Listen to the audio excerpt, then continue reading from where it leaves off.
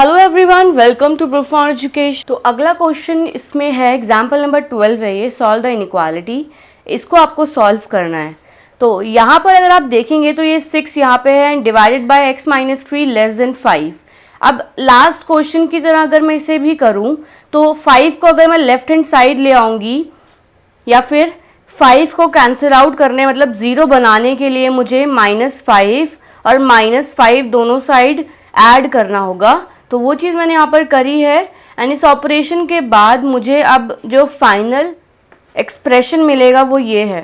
अब अगर आप इस एक्सप्रेशन को देखेंगे तो यहाँ डिनोमिनेटर एंड न्यूमरेटर में दोनों में ही x वेरिएबल है एंड लास्ट वाले क्वेश्चन में हम सॉल्यूशन सेट इसलिए फाइंड आउट कर पाए थे क्योंकि जब वो स्टार्टिंग में आपको दो वेरिएबल्स में गिवन था, मतलब एक ही वेरिएबल में गिवन था, डिनोमिनेटर में भी था लेकिन वेरिएबल और न्यूमरेटर में भी था, और जब हम राइट वाली वैल्यू को 0 बनाया था हमने लास्ट वाले क्वेश्चन में तो उस केस में वो रिड्यूस हो गया था। तो हमारे पास जो न्यूमरेटर आ गया था वो माइनस का 9 आ गया था।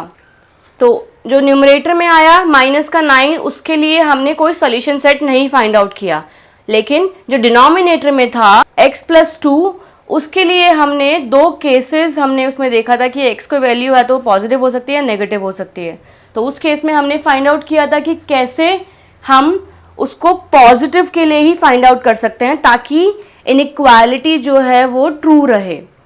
ट्रू होने का मतलब है कि वो सेटिस्फाई कर रहा हो राइट हैंड साइड के वैल्यू को लेकर।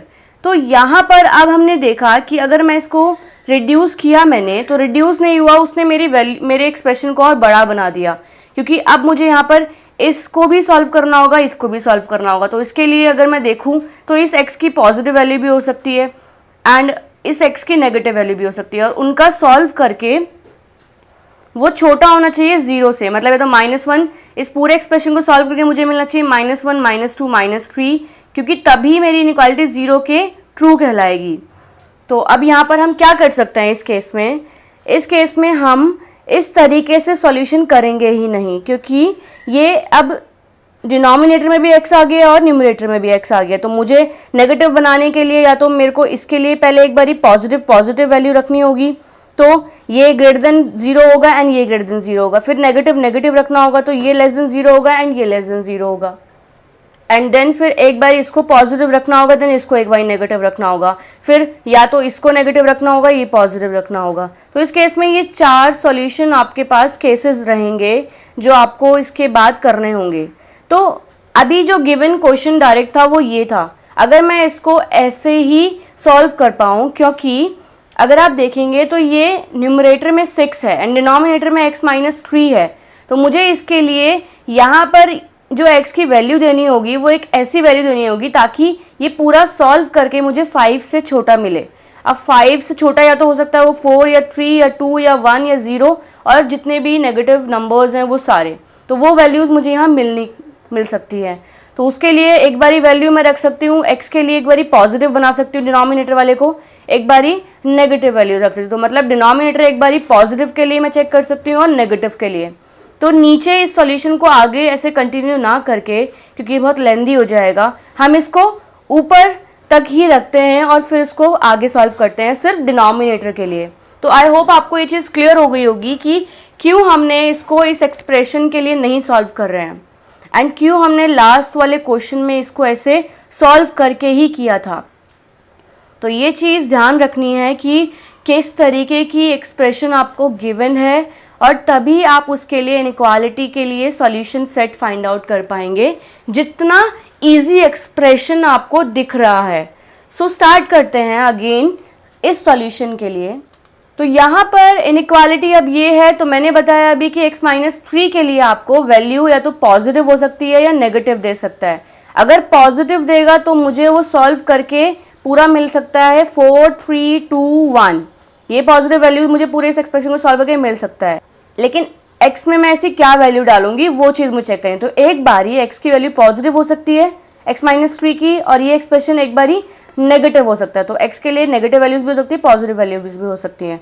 तो उसके लिए हमारे पास दो केसेस होंगे, एक तो x <3 के लेस देन वैल्यू डालनी है, तो उस केस में अगर वैल्यू डाली जो कि हो सकता है क्या 2 हो सकता है, 1 हो सकता है, 0 हो सकता है, तो उस केस में यहाँ पर वो वैल्यू डालने पर वो हमेशा छोटी होगी 5 से। यहाँ पर अगर आप पुट करते हैं 2 तो 2 माइनस 3 होगा तो माइनस का 1 आपको यहाँ मिलेगा और वो आपको एक नेगेटिव वैल्यू देगा।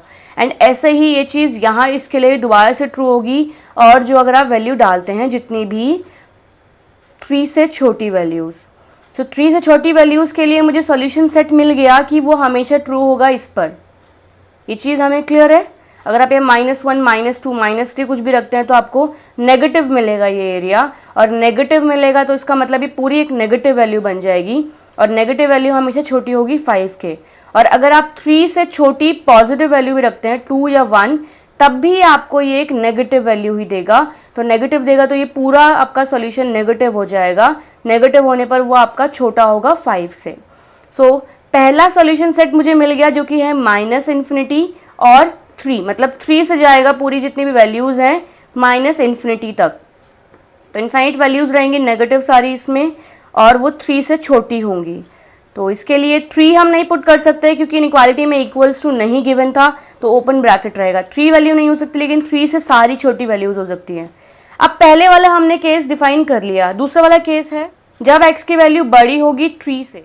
तो x की वैल्यू जब बड़ी होगी 3 से, तो उस केस में सारी बड़ी वैल्यूज़ क्या क्या हो सकती हैं 4, 5, 6, 7, 8 एंड इनफाइनाइट नंबर्स वो हो सकते हैं। तो उस केस में कैसे फाइंड आउट करें? तो हमारे पास जो इनइक्वालिटी पूरी गिवन है वो ये है।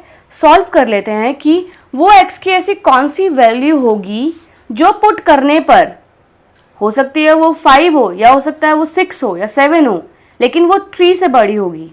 तो 3 से वो ऐसी कौन सी वैल्यू होगी वो हमें फाइंड आउट करनी है जिससे ये पूरा इनइक्वालिटी ट्रू होगी। तो वो पुट करने से x की छोटी वैल्यू x की जगह पुट करने पर तो ये इनइक्वालिटी मुझे पूरी नेगेटिव वैल्यू, एक्सप्रेशन मुझे पूरी एक नेगेटिव वैल्यू दे देगा और वो छोटी होगी 5 से। तो इसके लिए हम सॉल्व करेंगे पूरी इनइक्वालिटी को जैसे अभी तक करते आए हैं, क्योंकि हमें x के लिए वो वैल्यू फाइंड आउट करने हैं। तो ये हमने एज इट इज़ वैसे ही सॉल्व किया जैसे अभी तक हम करते आए थे। तो हमारे पास वो x की जो वैल्यू मिली है वो 21/5 मिली। इसका मतलब 4.2, मतलब 4.2 से ज़्यादा जितनी भी बड़ी वैल्यूज़ होंगी उसके लिए ये हमेशा सेटिस्फाई करेगा, ये ट्रू रहेगा। तो आप ये चीज़ चेक भी कर सकते हैं। अगर आप यहाँ पे 4.2 माइनस करते हैं 3 से तो आपको कुछ वैल्यू मिलेगी, या 21/5 कह लीजिए उसको, और सॉल्व करेंगे तो 6 का पूरा सॉल्व करने के बाद आपको वो वैल्यू हमेशा छोटी मिलेगी 5 से।